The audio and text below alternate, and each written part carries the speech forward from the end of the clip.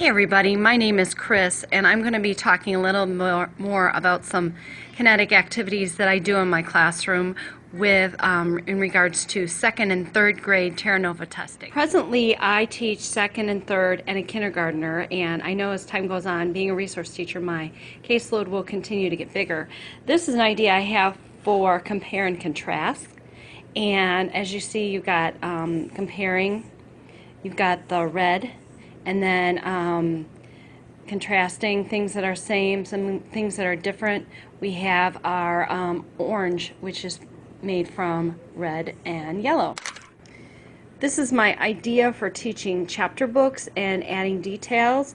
I might say that this is chapter 1, 2, 3, and 4.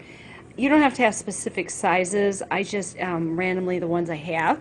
And then if you wanted to add detail, like in chapter 1, this happens. In chapter 2, this happens. In chapter 3, this happens. You could even take them off and say, which chapter is it about dogs? It might be chapter 2. So you would take, just have one and put this right there by chapter 2. And if you were talking about chapter 1 about dogs. Then another idea I have is I have suffixes and prefixes, and so you have your suffix at the end, you have your base word, then of course you could just turn it around and add your prefix and then your base word.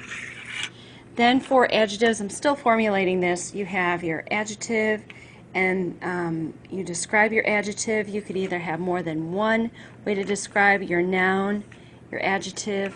You could either have it before or after. And then the last thing, which is your Venn diagram. You have dogs and cats. What's different about dogs and cats? What's the same? So that could be your Venn diagram. And then last I wanted to show you some mini figures that you can get really cheap. These are from Five Below, and you can literally get 10 of them for $5. It's really cheap. And I was especially excited about this brand, this particular one, because most of my children are African American, and this one contained mostly African American.